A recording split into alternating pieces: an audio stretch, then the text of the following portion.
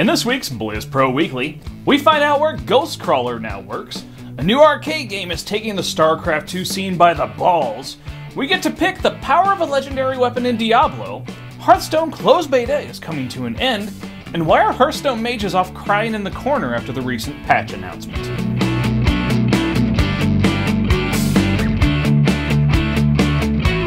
Hey guys, welcome to the newest Blizz Pro Weekly. As always, I'm your fantastically winter-bearded host, Chris the Beard Arnone. Alright, nothing funny this week, nothing at all. Getting straight into it with World of Warcraft. Here's the beef. So about a month ago, Greg Street, aka Ghostcrawler, announced he was leaving Blizzard. Street was the lead system designer for World of Warcraft since Wrath of the Lich King and one of the more popular developers on the team with the fans, whether good or bad. He got it from both sides. Now this week, we have found out what company was able to lure him over, and like many people thought, he is now a lead game designer at Riot Games, the makers of League of Legends. Now this is not to say he is the lead designer for League of Legends. His LinkedIn profile was not specific about that. However, this is a pretty big blow to Blizzard. Street isn't the first major talent from Blizzard to move to Riot Games recently, and it definitely has to make one wonder if it's a money thing or a culture thing that drove him to a major competitor in the esports scene.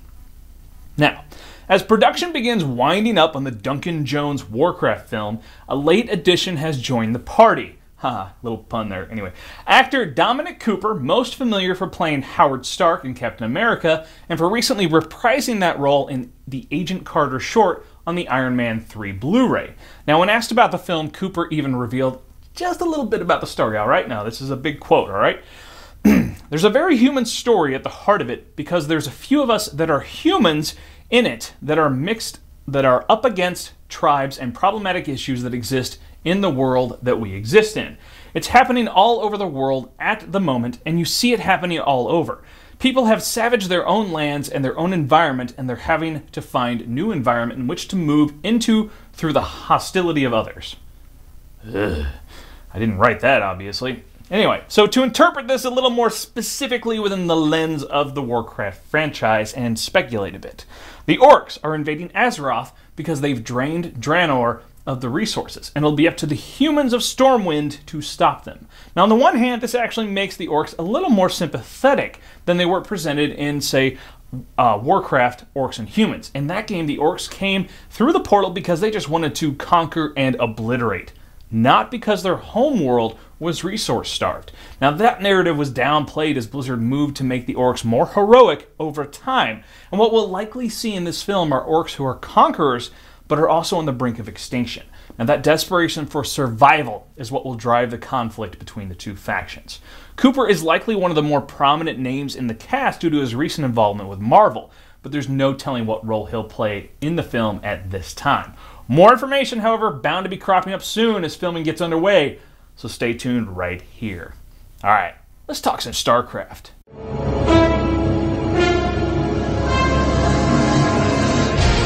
You want a piece of me, boy? A new mod has been taking StarCraft 2 by storm. It's called Starbow. Starbow takes elements from StarCraft Brood War and combines them with the StarCraft 2, resulting in a completely reimagined StarCraft experience. Now, there are too many changes in that sort of combination to list out here, but I will try to simply give you some of the big points on the idea of what makes Starbow so cool that thousands are tuning in on Twitch to watch a few pros play some show matches on the mod. Now, first off, unit pathing. Ground units no longer clump up, so there are no more death balls, as they're called. It gives it more of a Brood War feel with more of a natural spread. Next up, lower DPS. Another major change is the removal of the so-called hard counters. There's no unit in Starbow that does more to just one particular unit or type of unit. Instead, units have a damage type and an armor type. Each unit's type will do 100% damage to the type of armor it soft counters. It will also do 75% against other types and 50% against yet another type. Now, this creates a slower pace to battles as you do. So you're not having units like Marauders just vaporizing roaches while still doing full DPS to everything else. They've also rebalanced the macro game. So the macro game in Starbow is a little bit confusing at first for StarCraft 2 fans. It takes the Brood War approach of allowing workers to return 8 resources per trip, both gas and minerals. What this means is a one-base economy is viable for the early game in Starbow without being an all-in, since fewer workers are needed. However, it also means your bases will mine out faster than in StarCraft 2. Therefore, expanding is still necessary. To make matters more complicated, Starbow maps are designed with less bases that are harder to take and hold beyond the natural. This leads to a lot of points of vulnerability and therefore more action throughout the mid-game. A passive Starbow player is a dead Starbow player. Now, there are many more changes beyond this, and the game is really taking off right now. Several tournament organizers are including it in their rotation, and it's been very popular on Twitch as well. If you're interested in trying it out, this is awesome. Just remember, you can download the free version of StarCraft 2 right now and access the arcade, so it is completely free to play. Now, the North American StarCraft 2 scene is expanding even more right now, thanks to MLG partnering up with Total Biscuit for what's being called Shoutcraft Clan Wars. Now, clan support is coming in patch 2.1, and when it does, MLG and Total Biscuit will be running a year-long tournament with $5,000 per month in prize money. They'll be using the Pro League format, where individual members of the team are picked to play a single map, each with an ace match if needed. Now, this is different than the GSTL, where you could get all kills as the winner of the match just keeps playing and the loser is eliminated, so teams can't rely on just one star player. Also, they plan on having some non-regular one-on-one matches thrown in along with some Starbow matches. For information on this tournament, check out Shoutcraft.com. All right, let's bring it down from the stars, just a little, to the heavens and the hells with Talk Diablo. Stay a while and listen. Last month, TwizCast held a brainstorming session live with the Diablo 3 developers as they were brainstorming ideas for the design of Legendary Power. Now the developers have broken down all the ideas to 5 for this legendary sword with a Mephisto theme, alright? Here are your options. Legendary Power 1. You radiate an aura of hatred. All monsters near you deal and receive additional damage. Kind of simple, but okay. Legendary Power 2. Attacks have a chance to hit to cause your current target to be hated by all nearby enemies, taunting them to attack that target for the duration of the effect. Pretty cool. Legendary Power 3. When you are near death, your hatred for your enemies grows, significantly reducing your resource costs and cooldowns. Legendary Power 4. This is the big one, alright? Elemental attacks have a chance to trigger one powerful ability inspired by the Lord of Hatred himself. Charged Bolt, Poison Nova, or Freezing Skull. Lightning damage has a chance to trigger Charged Bolt, Poison damage has a chance to trigger Poison Nova, and Cold damage has a chance to trigger Freezing Skull. Finally, Legendary Power 5 summons an evil force to fight alongside the player for a period of time. This force would take the form of a non-attackable melee pet, and would be possible to potentially have more than one evil force active at once. Pretty cool, right? You can currently vote for your favorite on Diablo's community site until January 22nd. But we want to know, down in the comments, what's your favorite power listed and why? All right, enough with all those demons. Let's talk cards with Hearthstone. Pull up a chair by the heart. So we are officially at our final step before Hearthstone goes into open beta.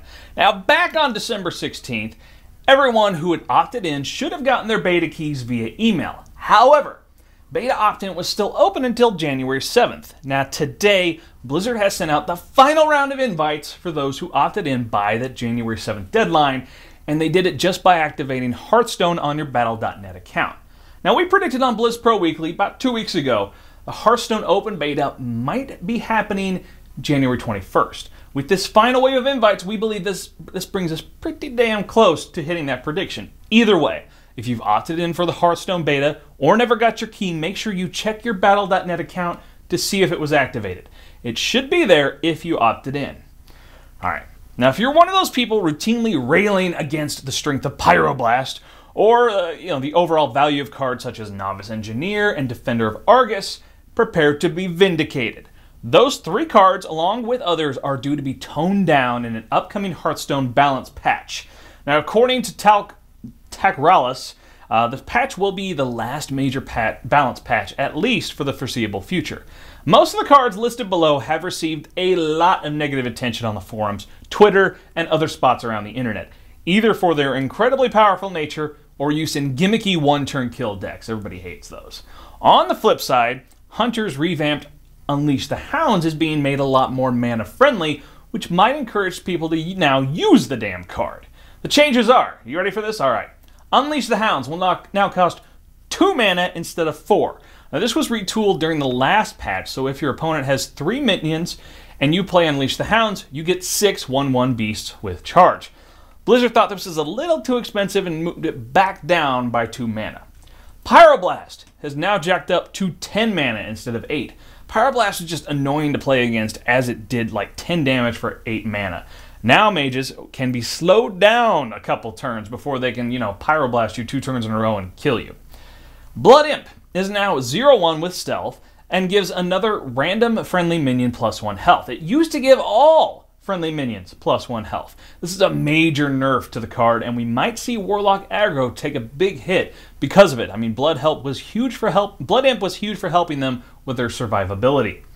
Warsong Commander now only gives minions of 3 attack or less charge instead of all friendly minions. This nerfs the one-turn kill warrior deck. Dark Iron Dwarf now only gives +2 attack to another minion until the end of the turn. It's no longer a permanent effect. Defender Argus, now a 2/3 instead of a 3/3. This change is a little odd because, he still gives taunt and +1/+1 to an adjacent minion. Reducing his attack power doesn't really nerf him that much. Now, if they'd made him 3/2, that would have made him easier to kill, and that certainly would have been a more effective nerf. Novice Engineer is now 1/1 instead of 1/2. Nothing groundbreaking since you use this card to draw more than anything. Sylvanas Windrunner now costs 6 mana instead of 5. They felt her ability was just a little too powerful compared to other 5-cost cards, so they bumped her up by 1 mana spot. Now overall, some pretty decent changes to the game. Mages, Warlocks, and aggro decks generally are taking the hits. Druids and Paladins, simply because they've been left the fuck alone, are getting a little bit better. Something's wrong. Just a second. Yeah.